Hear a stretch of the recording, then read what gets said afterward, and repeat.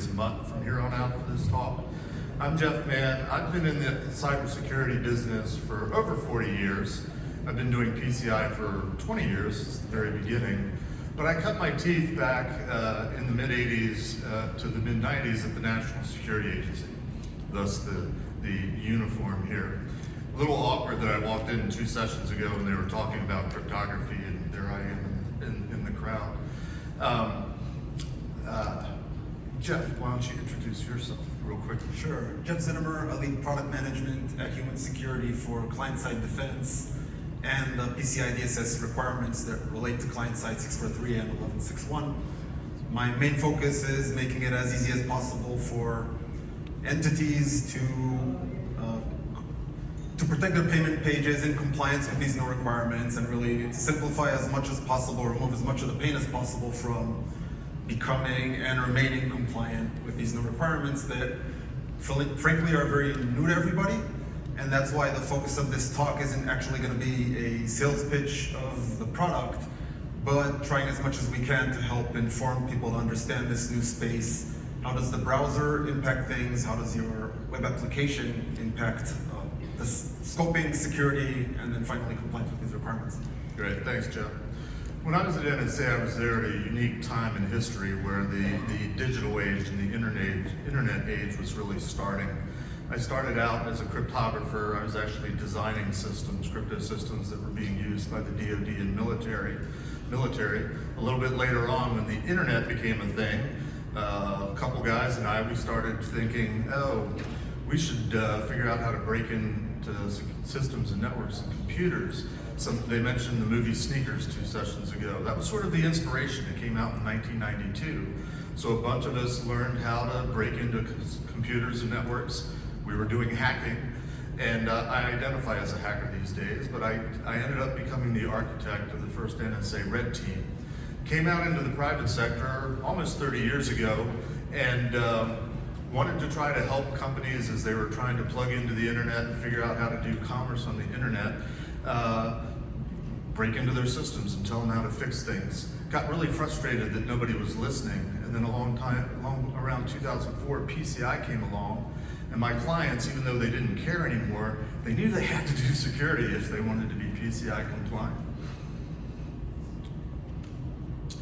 Very briefly, in the time we have here, everybody's been talking about these two requirements, 643 and 1161. We're going to try to do a little bit of a different spin on it for this session, try to get into a little bit more of the mechanics of understanding what it is that we're talking about. So the merchants, the providers, and the assessors are better equipped to go out and have these conversations because we're only 6 months away. By now, most of you have read it, most of you have embraced at least some rudimentary understanding of what these requirements are. I want to focus for a few moments on the why. Now, I've been around from PCI from the very beginning, and back in the early 2000s when PCI came out, the bad guys were stealing data because they would break into networks and find the database, the mother lode, where the tens of millions and hundreds of millions of cards and data was stored. They'd get in, steal it, and get out. And that's kind of the beginnings of what PCI, the data security standard, was built on trying to protect. I actually had a client back in those days, in the late 2000s. There was this hacker ring and some very famous data breaches. One company just down the road, 20, 30 miles west of here, was a client of mine. And I spent a lot of time with them trying to help them figure out and understand PCI compliance. I call it PCI security because at the end of the day, it's information security. I spent too long one afternoon trying to explain cryptography and encryption to this one gentleman. And at the end of my discussion, he said, yeah, Jeff, but we really don't need DoD level security. Fast forward a few years, the bad guys figured out, hey, we don't have to steal the data off the database. We can start picking out transactionally, one at a time. And so in the early 2000s, think Home Depot and Target, even more credit cards were stolen because the bad guys were patient enough to steal them one card at a time. Fast forward a few more years, and we've got this thing called mage card attacks, where the bad guys figured out how to do that harvesting and skimming, not from the retail locations, the brick and mortar, but off the websites. So that's kind of why 643 has evolved as being part of the PCI standard. It's because the bad guys are evolving their methods. I think about that guy that I talked to so many years ago, and the response I want to give to him these days is, yeah, you really do need DoD level security.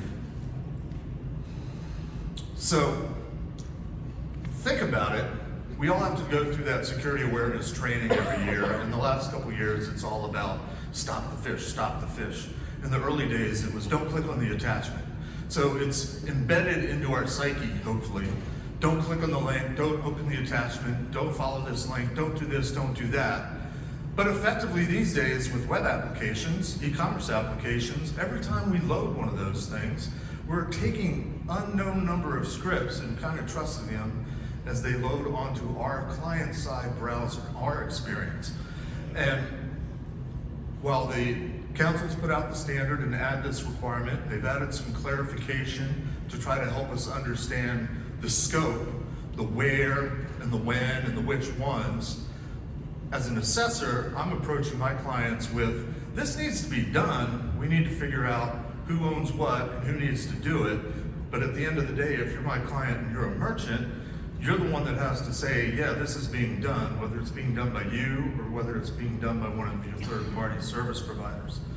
I'm a dinosaur. I understand client-server and three-tier architecture. Jeff is going to talk to us a little bit about modern website architectures and get into a little bit of the mechanics of what this is all about. Take it away, Jeff. Awesome, thank you, Jeff. That's right. So yeah, to better understand the requirements themselves, why they're needed, how it affects security, compliance, and scoping, we first need to understand a little bit about how a browser works and how a web application works. So I'll just start at a very high level. When a user visits a website, they get a whole bunch of resources. The browser gets a whole bunch of resources. It organizes them in the DOM tree, it runs whichever JavaScript, and then it renders the page. Now that code that gets fetched and all those entities that get fetched are fetched into a sandbox. Sandboxes are great because they mean that any code can operate freely within the sandbox, which is a restricted environment. Outside of the sandbox, they can't do very much. The other part about the sandbox is that understanding how it maps to the browser itself. You naturally get from the browser, or you can naturally get from the browser a sandbox that roughly maps to host domains, tabs within your browser, iframes, and in some cases, web pages. But let's dwell for a little bit on what it means to execute freely. So it's very important to understand, any code that is loaded into that one sandbox, it can do all of these bad things and more.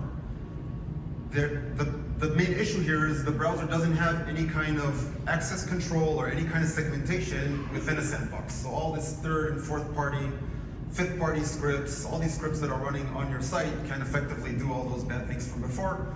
The browser doesn't natively give you a way to control for that. And so, armed with that knowledge, how do we go ahead and figure out then, what are the boundaries of this sandbox? How do we form them?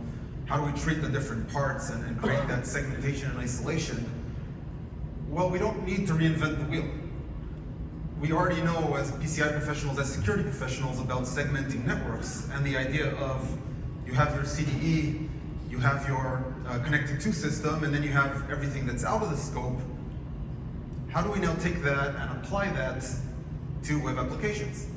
So if we look at the typical e-commerce site, and sticking to one of the most common examples, but obviously there are permutations on this, the CD or the payment page or form is what typically comes from a payment service provider. Then there is the embedding page, as the standard calls it, that embeds that payment page or form. We're going to call it checkout page now just for simplicity. That sort of relates to what a connected system is to a CDE. And then the last thing for us to understand is where's the boundary between that checkout page and the rest of the web app? Is it just what the user sees when they see the /checkout in the URL, or is it in fact more than that? It's ironic, Jeff, that what you're suggesting here, what I'm hearing is getting back to that old 3-tier architecture. Only in those days it was 3 separate servers with network connection, separation, and isolation. You're just suggesting do it all now within that sandbox, within that environment. That's right, and find how that sandbox can work for you and how you fit it into what the browser natively gives you once you're on the client side. And so with those 2 different boundaries that we need to understand. So first off, right, I use an iframe. It doesn't, as I think everybody in this room knows, but often we hear it doesn't descope you from PCI or anything like that. But the requirement does say that, paraphrasing, the payment service provider owns what's inside the iframe, the merchant owns what's outside of the iframe. It doesn't say that in those precise words. But it's very important that the iframe be properly implemented, because an iframe that is not properly implemented effectively gives no boundary at all, and it's kind of all flat and all the same. And so we're not going to talk through all of these, but there is definitely a good iframe versus a bad iframe, and part of your responsibility, even as a merchant, as a QSA, is to make sure that that iframe is actually properly implemented, not just, okay, we have an iframe, so we're good. Moving on to the second boundary, which is, I think, a lot less understood, is between just that checkout page and the rest of your web app that you would like to descope because you don't want to manage all of the JavaScript that's everywhere else on your single-page app. And for this, we have to understand first the distinction between the traditional multi-page app and the modern single-page app that most e-commerce sites these days use. So if we look at a multi-page app here, and what used to happen, still happens on a lot of sites, is as the user journeys through the website and clicks, each time on a click that takes them to a new page, it is actually a new page. So the browser will effectively wipe clean everything that's in that sandbox that we talked about. We'll load a fresh HTML and all the fresh resources, run those new JavaScripts, and everything that was there before is gone. So by the time the user has reached that checkout page, all that you're seeing there in your script inventory that 643 asks you to manage and 1161 asks you to monitor is just the JavaScript related to that one-page view of the checkout page. Also interesting regarding HTTP headers, when each page kind of loads on its own, then each page can also load its own HTTP security impacting HTTP headers. So you can do a lot more to tailor the headers specifically to the checkout page. Now, move ahead to single-page apps, which is what, again, most e-commerce sites, customers that we see today have. And it's a very different story. When the user navigates across the website, they are not actually loading a fresh page each time. What's happening is JavaScript on the page sees that you've clicked on something, so it goes and fetches whatever is missing and just adds it incrementally to everything that was already there, and then just renders the view that the user sees. And changes the URL at the top. So you're seeing /checkout at the top, you think you're on a different page, but you're not. It's all single page app, you're all really on the same page. And all that JavaScript is there. So one obvious implication here is if you're gonna manage that JavaScript now to secure your payment page, guess what? The JavaScript of your entire app, everything your marketing team has done, all the science experiments your developers have done, on wherever other pages of the app, they are actually all there present as part of the inventory and can do all the bad stuff that we talked about in the beginning. That might possibly be why so many people are freaking out right now about this requirement. Indeed. So, yeah, so let's just summarize that really quickly, right? So first on the right-hand side, right, is my iframe properly implemented? Yes, okay, good. Payment service provider owns the inside. If I'm the merchant, I own the outside. Now on the application itself, okay, what's my script inventory as far as /checkout? Well, if /checkout is indeed a fresh page load on its own page, then yes, you only need to manage the scripts on that page. However, if you have a single page app, then really your whole app is your sandbox, is the boundary of that connected to system.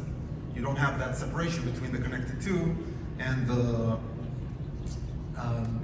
rest out of scope. So now that we dropped, I guess, that potentially surprise to some Not that it people. depends, it's complicated. Yes. Right?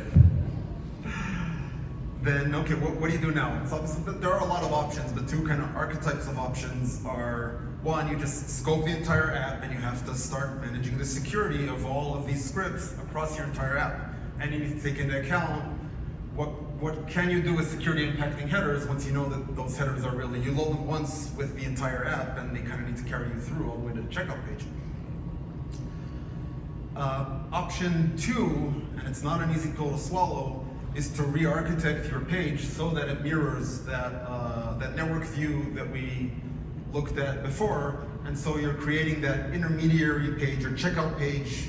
Maybe your entire single page app is still the same, but then that last click maybe out of the cart that takes you to the checkout page, only over there you do a fresh full page load that then cleans up all of the scripts out of the inventory, and you just get only the scripts that are on that page, and ideally there should be as few of them as possible.